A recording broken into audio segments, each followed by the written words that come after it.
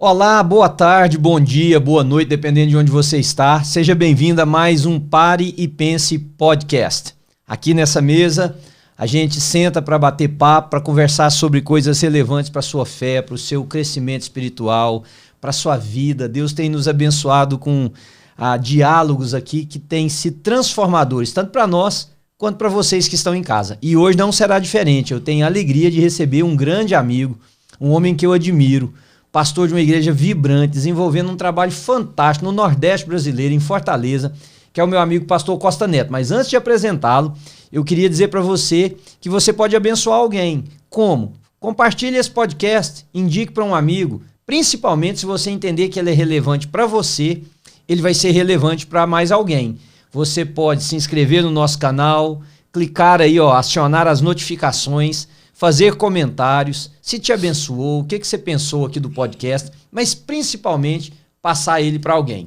Então, nos próximos minutos, a minha expectativa em Deus é que ele use o pastor Costa Neto para nos ajudar a entender e ser abençoados no tópico que nós vamos conversar aqui hoje, que é Igreja Relevante. Então, eu quero que vocês recebam agora com muito carinho meu amigo pastor Costa Neto. Seja bem-vindo a mais um Pare e Pense Podcast. Obrigado, Manuel. Que prazer estar aqui com você. E tenho certeza que vai ser um momento gostoso, maravilhoso. A gente vai crescer bastante. Com certeza, porque só de estar perto de você a coisa já fica boa. Obrigado. Agora, se a gente for conversar ainda fica melhor, né? Fica Obrigado, melhor. Manuelzinho. Costa, uma pergunta que, quando a gente fala de igreja, o que as pessoas têm em mente hoje geralmente são prédios, né? As pessoas dificilmente pensam em igreja como uma comunidade, algo holístico, orgânico, o corpo de Cristo. Pensa, e até de certa forma a gente pode entender, pensa em local, pensa em prédio, pensa na estrutura. O que é uma igreja saudável no seu ponto de vista? Essa igreja saudável, relevante, tem algumas características e aí eu sempre gosto de fazer assim, meu ponto de vista, minha experiência com relação à igreja, né? Eu já estou dentro de uma igreja, a CC Videira tem aí 21 anos, né? Completa esse ano. Eu já estou dentro de um ministério quase 30 anos, 27 anos, né? Entreguei minha vida com 15 anos, então eu gosto de igreja, eu sei de igreja. Então, quando eu coloco isso, fiz todo essa... assim, o que eu estou falando é o meu ponto de vista. Então, igreja saudável, igreja relevante, primeiro, ela tem cheiro de igreja, cara de igreja, nome de igreja, com uma intenção, uma experiência com Deus. Uma experiência com Deus. Para mim, Manuel, uma igreja só faz sentido ela ser igreja se o líder, o pastor, os líderes, a comunidade existe para quê? Para proporcionar uma experiência com Deus. Uma experiência com Deus. Ou seja, essa igreja, ela existe, ela nasceu fundamentada na palavra de Deus. Então, essa igreja saudável, essa igreja relevante, essa igreja onde as pessoas vão dizendo o seguinte, eu não vou ter uma palestra. E glória a Deus pelos palestrantes, glória a Deus pelos coaches, pelos psicólogos, pelos terapeutas, mas quando a gente vai para a igreja, a gente vai ouvir a palavra de Deus. É uma experiência com Deus. É uma experiência com Deus sobre o Filho dele, Jesus Cristo. É uma experiência com Deus a respeito do Filho dele, não baseado naquilo que eu acho, mas naquilo que a Bíblia fala, que a palavra de Deus fala. É uma experiência com Deus sobre o Filho dele, fundamentado na palavra, mas que é revelada pelo Espírito Santo. É uma experiência divina, é uma experiência espiritual. Então, a igreja saudável, para mim, é esse lugar onde eu tenho uma experiência com Deus. E essa experiência pode vir de diferentes maneiras, né? Ela não tem um script pré-determinado. Um ritual. Isso. Com certeza. Né? Eu sempre digo uma coisa. Né? Eu não vejo que Deus esteja preocupado, vamos dizer, com a embalagem. Com a forma. Deus está preocupado com a essência. E eu vejo a beleza das igrejas são as várias embalagens. A New Life Church tem uma embalagem. Sim. Tem uma forma de se apresentar. A CC Videira também. No nosso amigo Flávio Nazareno. Tem vários amigos nossos. Tem a sua maneira, tem a sua embalagem. Né? Tem ali vamos dizer, o ritual. Mas a essência, ela precisa ser a mesma. É isso. A essência precisa ser a mesma. Se uma pessoa vem para a New Life Church, ele tem uma experiência com Deus. Aqui tem a Bíblia. Aqui se fala de Jesus. Aqui é sobre a presença do Espírito Santo convencendo as pessoas. Se a pessoa vai lá para a videira, a embalagem é diferente. Mas o conteúdo...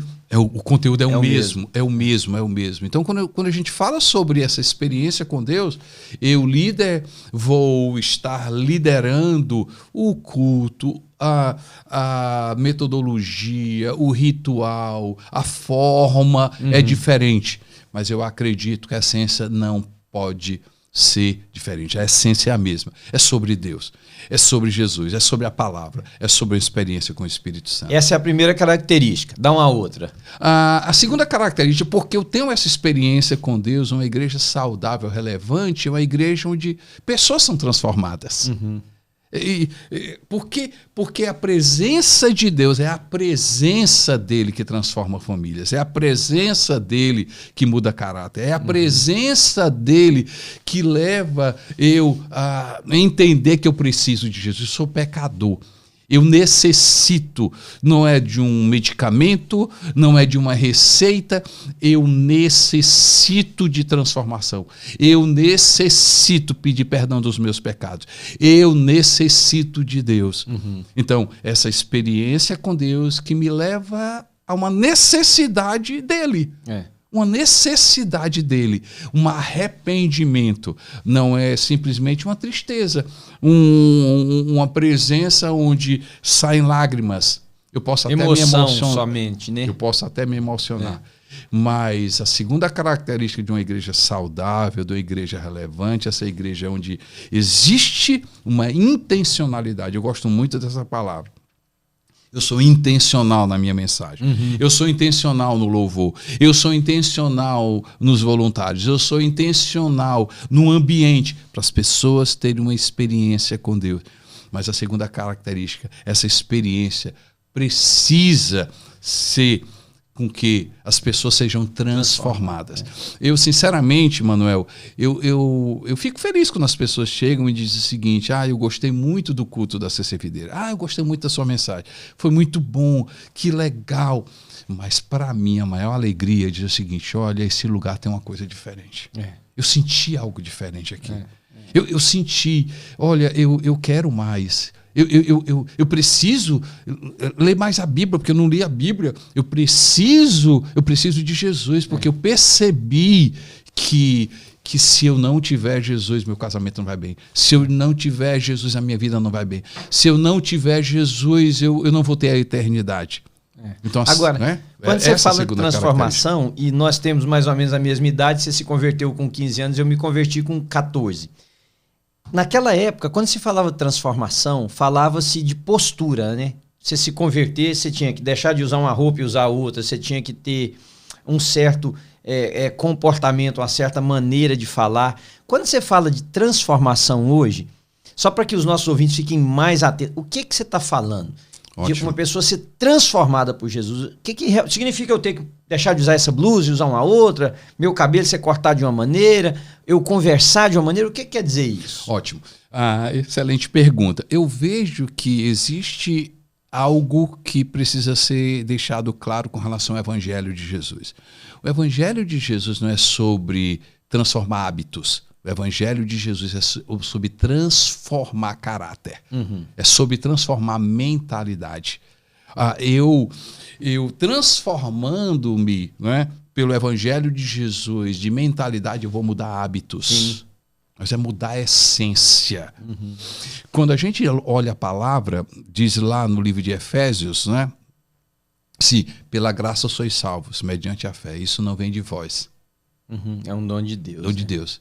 Não de obras para que ninguém se glorie. E aí ele diz o seguinte: pois somos feituras dele, criados em Cristo Jesus para as boas obras, as quais Deus de antemão preparou para que nós andássemos nela. Fala de um evangelho que é sobre graça, é sobre Jesus Cristo, é o que não é o que eu faço, mas o que foi feito, e eu creio naquilo que foi feito, mas aquilo que foi feito faz com que eu tenha um comportamento diferente. Ou seja, por causa da transformação pessoal, individual, de mente. E o que é essa transformação de mente? Porque eu comecei a ler a Bíblia e eu comecei a perceber pela Bíblia e um relacionamento que Jesus Cristo fala com aquele para Nicodemos, olha, não é o nascer, não é voltar, é o nascer do Espírito. Isso. É uma experiência espiritual. Eu nasci de novo. E porque eu nasci de novo, e eu começo a dizer o seguinte: a Bíblia fala que eu preciso perdoar. A Bíblia fala que eu preciso amar. A Bíblia fala que eu preciso ser misericordioso. A Bíblia fala que generosidade faz parte da cultura do reino de Deus. A Bíblia fala para eu servir pessoas. A Bíblia fala. Por causa desse relacionamento, dessa presença do Espírito Santo, desse convencimento do Espírito Santo, a minha vida é mudada. Então, quando eu falo de transformação, eu não falo de transformação de mudar de roupas, de costumes, né? Roupas, hábitos, costumes. Não, tem alguns hábitos que vão ser mudados. Sim. Determinada roupa que uma pessoa usa e traz sensualidade, por causa de Jesus vão mudar de roupa? Não. Por causa do temor do Senhor. Por causa do conhecimento da palavra. Por causa da compreensão que teve da palavra. Aí eu vou mudar de roupa. Tem determinados ambientes que antes eu nem me percebia, nem achava que era alguma coisa. Mas eu vou sair desse ambiente, não. Por causa da Bíblia. O Espírito Santo vai falar comigo o meu jeito de andar, o meu jeito de falar, o meu jeito, as minhas amizades, por causa da transformação da mente produzida pelo conhecimento da Bíblia. Que legal, que legal. Aí transformando essa pessoa, ela vai transformar o ambiente onde ela está. E aí nós vamos contagiando outros com essa presença de Jesus. Igreja relevante. Por isso que eu digo que o Evangelho de Jesus, a igreja, ela faz parte de um plano divino de transformação da sociedade. Porque quando as pessoas têm uma experiência com Deus na igreja, essa experiência ela passa para segunda-feira, para terça-feira. E aí ela vai para casa, vai para o trabalho, né? E aí, se eu mudo, eu vou contagiar, influenciar a minha casa. Se eu mudo a minha casa, eu vou contagiar os meus vizinhos, eu vou contagiar a faculdade, o colégio, o meu ambiente de trabalho. As pessoas vão perceber. Então, por isso que eu amo igreja. Salmo 92, plantado na igreja, a gente cresce, a gente floresce por causa da igreja. Esse conhecimento de Jesus, ele é passivo e as pessoas começam a experimentar a transformação e a sociedade é transformada. Agora, nós estamos falando de igreja relevante, você falou de amor pela igreja. E essa ideia que está muito crescente hoje, de que a pessoa não precisa de uma igreja, Costa. A pessoa não precisa de uma igreja, né? Tem muita gente dizendo que, não, você não precisa de uma igreja, você pode ser cristão e viver sem uma comunidade de fé. Como é que você vê isso? Eu não vou dizer o que é que eu acho, eu vou dizer o que é que a Bíblia fala. Eu amo o Salmo 92, eu citei agora. O Salmo 92, ele fala de uma coisa que é plantado na casa do Senhor. Ele fala desse plantado na casa do Senhor. Se eu sou plantado na casa, eu floresço. Se eu sou plantado na casa, eu cresço. E ele diz que, embora eu chegue à velhice, eu ainda vou dar fruto. Por quê? Porque existe raízes na casa de Deus. Primeiro texto que eu amo sobre igreja. O segundo texto que eu amo é quando, no livro de Hebreus, diz assim, cuidado. Cuidado com um tempo onde as pessoas, ele fala de deixar de se congregar. Isso. Quando eu falo sobre igreja, Mateus capítulo 16, a primeira palavra que a gente ouve sobre igreja da própria boca de Jesus, ele diz assim, esta é minha igreja. Essa é a minha igreja. Eu edificarei a minha igreja. E as portas do inferno não prevalecerão contra a minha igreja. Deus tem um compromisso, por causa do filho dele, de uma igreja. Jesus é comprometido em proteger a igreja. E Paulo escrevendo sobre essa igreja, então assim é uma linha de raciocínio. Plantado na casa do Senhor, Cristo Floresço. Cuidado quando vocês não estiverem congregando. Jesus fala que edificaria a sua igreja. Jesus diz que eu edificarei e as portas do inferno não prevalecerão com essa igreja. E Paulo define. Quem é essa igreja? Quando eu sou corpo. Quando eu estou presente. Quando eu estou congregado. Existe uma frase que a gente usa na nossa igreja, diz o seguinte, né, Manuel? Tem coisas que só acontecem na igreja. Mas eu creio Tem nisso. Coisas que só acontecem. Que é a comunhão, que pois é o ambiente dos irmãos. Eu posso orar né? em casa? Deve. Eu posso ler a Bíblia em casa? Claro. Eu posso adorar a Deus em casa? Lógico que sim. Mas é diferente quando eu leio a Bíblia na igreja. É diferente quando eu adoro na igreja. É diferente quando eu oro na igreja. É diferente quando eu tenho um relacionamento na igreja. Eu acredito nessa igreja online. Eu acredito. Ela existe. Mas é quando eu não consigo estar presente. Quando ela não eu pode viajo, ser um substitutivo, né? Pronto. Quando eu viajo, quando eu estou em um país, em um lugar onde eu não encontrei uma igreja, eu disse assim, poxa vida, mas o pastor Manuel é meu pastor, eu quero ainda, a New Life Church é minha igreja. Mas esse online, ele leva uma experiência com Deus. Essa igreja online, eu estou nela, mas eu sou cuidado, eu tenho um pequeno grupo, eu sou acompanhado, eu apenas sou virtual, mas virtual é real. Virtual é real. Sim. Então, eu estou virtual, mas eu estou presente. Eu estou presente. As pessoas vão ver isso de forma virtual, em uma plataforma. Mas você está lá participando. Nós estamos. Isso aqui é real. Essa conversa é real. Então, existe uma igreja online real. Sim. Mas eu participo dela, eu estou nela, eu estou inserido, eu contribuo, eu recebo, eu sirvo. Mas essa questão de assim, eu não preciso de igreja, eu estou dizendo, eu não preciso de Jesus. Eu vou repetir. Quando a pessoa diz, eu não preciso de igreja, ela está dizendo, eu não preciso de Jesus. Por quê? A igreja é Jesus. Não, e você sabe o que mais que eu vejo nisso? A igreja é Jesus. Deus é trino. Deus Pai, Filho e Espírito Santo. O Senhor Jesus, a palavra eclesia que você citou, é um grupo de pessoas. Quer dizer, não há expressão de espiritualidade na Bíblia singular, sozinha. Há momentos de pessoas com Deus devido a diversas circunstâncias, lógico, mas a comunidade da fé é plural. É nós, não é? Não sou eu, somos nós. Né? Então você deu duas características, né?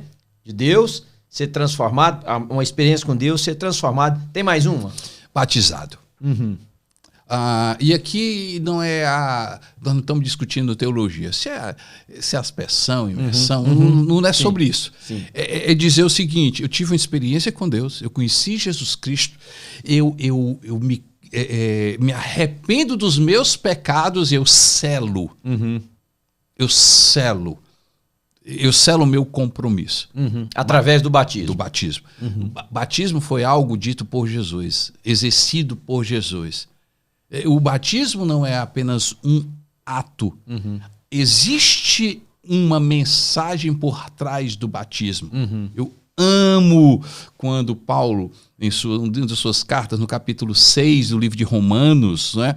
A carta aos Romanos, quando ele fala ali, nos primeiros versículos, diz assim, fomos crucificados, morremos com ele, ressuscitamos com ele pelo batismo. Pelo batismo. Uma igreja relevante, saudável, essa igreja que tem esses pilares, experiência com Deus, conhecimento de Jesus, arrependimento, transformação, mas agora tem uma demonstração visível daquilo que aconteceu. O batismo é outro, tem algo que representa o batismo na igreja, representa gente comprometida. Gente comprometida. Existe uma mensagem sobre o batismo para uma igreja saudável. Uma igreja que batiza é uma igreja que está crescendo, ela está produzindo frutos. Ela não é apenas uma transferência de pessoas de outras igrejas. Sim, acontece. sim, Acontece. E está tudo certo, né, nisso? Não é a proposta da igreja, mas acontece. Mas a proposta da igreja é batizar pessoas. É batizar pessoas. É fazer com que o batismo tenha uma história, tenha uma mensagem por trás. Eu estou arrancando as pessoas do inferno. Eu estou arrancando as pessoas do inferno e eu estou levando para a eternidade. Amém. Existe uma mensagem poderosa com relação ao batismo. Agora, e nessa relevância, qual que é o papel, na sua perspectiva? Você tem uma igreja que é vibrante, que é numericamente expressiva, que está localizada numa metrópole. Qual que é, na sua forma de entender, a relevância da igreja para a sociedade que ela está inserida? E aí é uma outra característica, né? Quando ela serve. Experiência com Deus, vidas transformadas, batismo, e aí eu vou servir. Não apenas a minha igreja, mas eu vou servir a sociedade. E aí eu vejo uma igreja saudável, uma igreja que dá muito mais para a sociedade do que dela recebe. Ela contribui muito mais para a sociedade do que pede da sociedade, por exemplo. Entendeu? Então eu vejo essa questão de uma igreja que serve a sociedade, que se importa com a sociedade. E aí não existe... não, porque na cultura... Não, porque na minha cidade... Porque no meu... Não. É a cultura do reino de Deus, agora, servir a sociedade. Eu não pedi autorização a você para perguntar isso. Se você achar que não deve, deixa para lá. Mas eu sei que vocês fazem um trabalho com encarcerados. Sim, né? Sim. É uma maneira maravilhosa de servir a sociedade, porque coisas lindas estão acontecendo, né? Sim. Você quer falar um pouquinho sobre isso? Excelente. No ano passado, a gente começou esse trabalho dentro dos presídios, né? A ideia surgiu, tem uma pessoa da nossa igreja que começou a dizer assim, olha, nós já fazíamos esse trabalho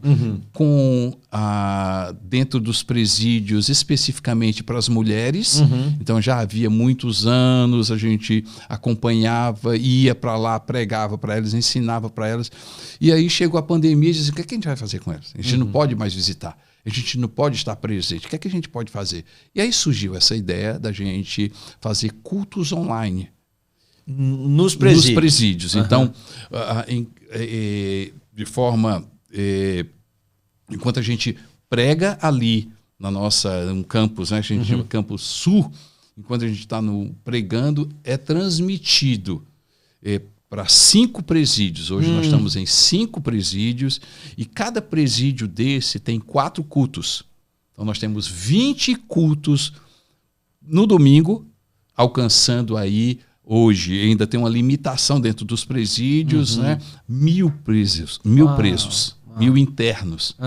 Então é uma forma de servir. Outra coisa, a gente, nesses presídios, a gente reformou, pintamos, colocamos ar-condicionado no clima lá, necessita, colocamos no ambiente TV, onde eles vão para assistir Exatamente, tem TV, tem som. E aí nós, no domingo, nós temos voluntários, chegam lá, ligam, conectam um dos nossos cultos e eles assistem. Então, são 4 cultos, onde cada culto existe uma plateia diferente. São pessoas diferentes. Então, levando uma mensagem de esperança ainda para essas pessoas que estão lá, Costa. Pois é, então assim, presídio é uma forma. E nós temos o Instituto Vida Videira, né, onde nós temos médicos, dentistas, psicólogos, terapeutas que servem uma comunidade.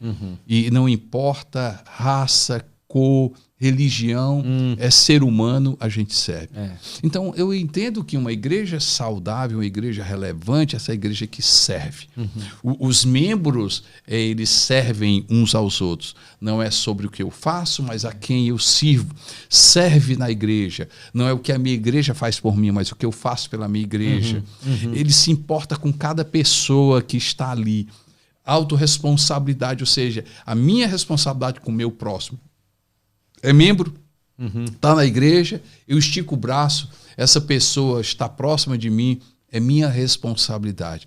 Mas essa igreja não apenas serve aos domingos. Esses membros não apenas servem ao domingo, servem na comunidade. Serve no condomínio, serve no prédio, serve no colégio, serve na casa, serve no ambiente de trabalho. Serve de forma individual, mas serve de forma coletiva. Eu acredito, e as igrejas relevantes, as igrejas saudáveis, têm feito um impacto muito grande para a sociedade. Você disse uma frase aí, Costa, não é o que a minha igreja faz por mim, é o que eu faço por ela, né?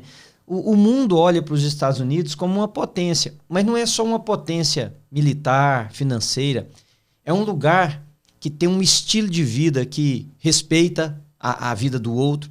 E isso, em grande parte, foi moldado por um presidente aqui, que ele dizia o seguinte: não pergunte o que o seu país pode fazer por você. Pergunte o que você pode fazer pelo seu país. No caso aqui dos Estados Unidos, né? Então, essa colocação sua, ela tira a pessoa de ser apenas um recipiente e a coloca recebendo também, mas ao mesmo tempo doando, né? Ela torna um canal por onde bênçãos pode fluir dela para outros. Eu acredito, assim, Manuel, que a cultura do reino de Deus, ela tem os seus estágios e tem o seu momento para cada pessoa. Quando entregamos a nossa vida para Jesus, a gente não já entregou a vida para Jesus e aprendeu a perdoar. Entregou a vida para Jesus e já aprendeu a amar. Entregou a vida para Jesus, já aprendeu a orar. Não, é um processo. É um processo. Para uns é imediato, para outros leva um tempo, cada um tem. Então, assim, eu levei tempo para entender sobre a importância do perdão. Eu levei tempo para entender da importância da palavra. Eu levei tempo para aprender. Ainda não sou formado. Né? A gente nunca se formou em perdão, nunca se formou em misericórdia, nunca se formou em generosidade. E nunca vamos nos formar em servir. Existe algo. Eu acredito que, como líderes, nós precisamos ter paciência em entender que nem todo mundo vai servir uma igreja. Jesus falou, sim, a obra é muito grande. E os trabalhadores são poucos. Olha, tem muita coisa para fazer, a seara é grande. E os cearenses são poucos, né? E ele diz uma coisa interessante, né? Diz assim, são poucos os cefeiros. Jesus deu uma dica para a gente. Pouca gente vai fazer muito. E muita gente vai fazer pouco. Mas ele disse uma coisa. Importante isso aí, repete para nós. Repete, porque eu acho que isso aí ficou legal. Jesus falou, pouca gente vai fazer muita coisa. E Jesus falou, muita gente vai fazer pouca coisa. Mas ele disse uma dica, ele deu uma dica. Peçam. Peçam ao Senhor da seara. Peçam ao meu Pai, peçam a Deus. A gente tem que pedir, Deus, como é que eu faço para mais pessoas? Como é que eu faço para mais pessoas? Jesus não deu essa história dizendo tristeza. Ei, pouca gente vai fazer muita coisa. Isso já está pronto. Mas está dizendo assim, ei, se tem pouco, peça para ter mais. Peça para esse pouco ser mais. Peça para esse pouco ser mais. Ei, aumente. A mesma coisa, né, Manuel? Na parábola da semente, aqui a gente não está mudando de assunto, né? Na parábola da semente, ele diz lá, né? Uma semente caiu, vê a árvore, outra semente caiu na rocha, e outra semente caiu entre espinhos, e uma semente deu certo. Jesus não colocou essa parábola dizendo, só uma semente vai prestar. Vem cá, e se eu trabalhar para 2, 3 prestarem? 4. Ele disse assim, eu joguei 4, uma serviu, 3 não. E se eu começar a jogar 4 e 2? E se eu começar a ter mais estratégia de 4, eu acertar 3? Então, quando a gente fala sobre essa questão da cultura de servir, assim... eu comecei eu tenho uma comunidade, você que está, né, o pessoal que está ouvindo a gente aí, e só 10 pessoas, celebre os 10 que estão servindo. Que ia ser minha próxima pergunta para você, porque muitas pessoas linkam. Uma vez eu escutei um diálogo de 2 amigos meus, e um deles está inclusive no Nordeste, é um cara é um pastor que se formou aqui, e ele estava conversando com outro mais experiente e disse assim, eu quero ir para o Brasil, quando eu voltar para o Brasil, eu quero plantar uma igreja, e falou o nome da cidade, era uma grande cidade. Aí o outro amigo nosso, que era o mais velho, perguntou assim, por que nessa cidade? Ele falou, porque eu quero que a minha igreja seja uma igreja relevante. Aí esse nosso amigo disse assim, mas você não acha que ela pode ser relevante, por exemplo, numa cidade do interior? Porque quando a gente pensa em relevante, a gente pensa número, a gente pensa dinheiro, a gente pensa beleza, e na verdade o que você está colocando é que a relevância, essas coisas podem acentuar a relevância, mas a relevância não tem a ver com isso. Eu vejo assim, né? Quando a gente fala sobre relevância, o quanto essa igreja faz internamente e o quanto essa igreja faz externamente. Uhum. Então, uma igreja pode ser pequena em número, mas grande em impacto. Uhum. E tem igreja que é grande em número, pequena no impacto. No impacto. Então, a relevância, concordo com você 100%, não é pela quantidade de membros, não é a quantidade de dinheiro, não é a quantidade de equipamentos, não é o tamanho dela fisicamente. É o quanto do impacto espiritual que aquela igreja, ela marca aquele ambiente. Então, vamos supor, para ser mais compreensível ainda sobre relevância, uma igreja relevante é aquela igreja onde a comunidade, as pessoas que estão ao redor dela, as pessoas que fazem parte daquela igreja, se ela fechasse, as pessoas dissessem assim, vamos fazer um abaixo-assinado para essa igreja não fechar. É isso aí. Essa faz falta aqui pra gente. Faz falta. Ei, essa igreja não pode sair daqui, não. Não, ela vai se mudar daqui. Não, vocês não vão se mudar daqui, não. Vem cá, pelo amor de Deus, que perda. Olha, quando vocês chegaram aqui, melhorou. Quando vocês chegaram aqui, a gente cresceu. Quando vocês chegaram aqui, a comunidade fica melhor. Quando vocês chegaram aqui, vocês não podem sair daqui. Atos 2, não é? No final ali do capítulo 2 do livro de Atos. Assim, a igreja contava com a simpatia de todo o povo. Essa igreja, as pessoas gostam. Essa igreja tem transparência. Essa igreja tem respeito. Essa igreja constrói. Essa igreja contribui com as crianças. Essa igreja contribui com a família. Essa igreja acolhe. Essa igreja representa Jesus Cristo. Coisa linda. Coisa linda. É isso aí, pessoal. Nós batemos um papo aqui sobre igreja relevante. Eu falei com o meu amigo pastor Costa Neto, que é pastor da Videira, da CC Videira, em Fortaleza, no Ceará. Tem campus também em Natal, Brasília, Recife. No Recife. Uma igreja linda, maravilhosa. Eu espero que você tenha sido abençoado e eu vou pedir que você passe esse podcast para outras pessoas, porque vai abençoar para que elas tenham uma compreensão mais bíblica do que é ser corpo de Cristo, comunidade da fé local, mas acima de tudo, como que esse corpo de Cristo pode causar impacto em outras pessoas, tá? Você se inscreva no canal, acione aí as notificações e compartilhe com seus amigos. Um grande abraço. Obrigado, pastor. Obrigado pela sua participação, foi maravilhosa.